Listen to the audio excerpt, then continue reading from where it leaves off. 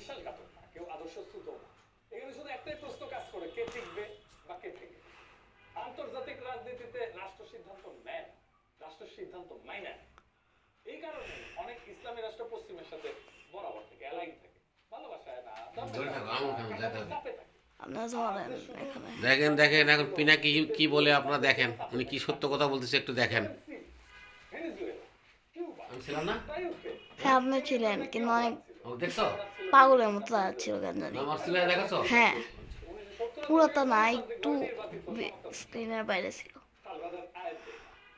এই সরকার আমেরিকার বিরুদ্ধে কোনো ধর্মীয় যুদ্ধ ঘোষণা করেনি, তারা শুধু বলছিল আমাদের অর্থনীতি, আমাদের খনিজ সম্পদ, আমাদের নীতি আমরা নিজেরা আজাদ।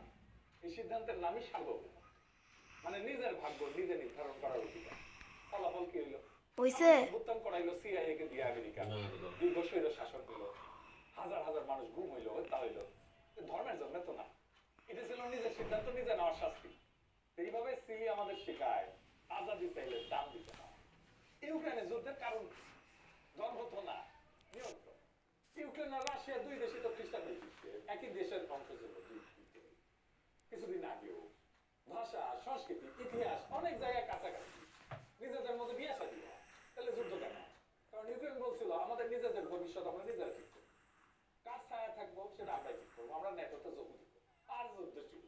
দাদা ধরেন একটু, হাত ব্যথা হয়ে গেছে। রাশিয়া এই সিদ্ধান্ত মানে নাই, কারণ জিওপলিটিক্সের সমস্যা তো ধর্ম না, আসলে সমস্যা হলো নিয়ন্ত্রণ আলো।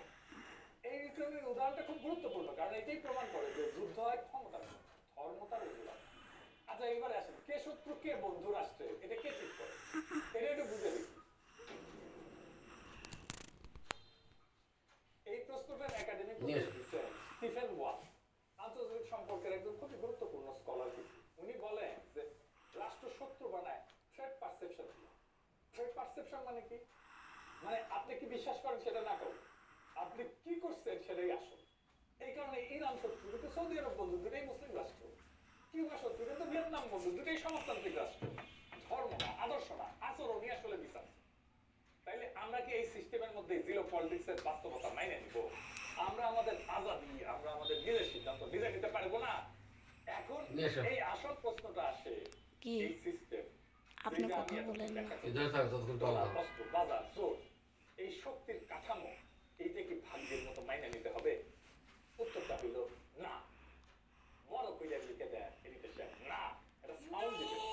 কিন্তু এই না কোন হিরোইক সিনেমার ডায়লগ। এই যে তুমি বিশ্বাস করি না, আমি বিশ্বাস করি না, এই না আসে বুদ্ধি কৌশল আর ধৈর্য। আজাদি মানে এই না যে আপনি কাঠামো ভেঙে ফেলবেন। আজাদি মানে হলো কাঠামোর ভেতরে নিজের জায়গায় শক্ত করতে। আন্তর্জাতিক রাজনীতিতে শক্তি মানে শুধু ট্যাঙ্ক না, শক্তি মানে নির্ভরতা করা, শক্তি মানে বিকল্প তৈরি করা, শক্তি মানে নিজেকে অপরিহার্য করে তোলা।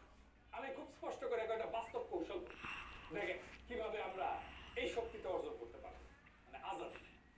আচ্ছা সেগুলো দেখি। এক নাম্বার, একতরফা নির্ভরতা ভাঙা, মানে ডিপেন্ডেন্সি ব্রেক করা।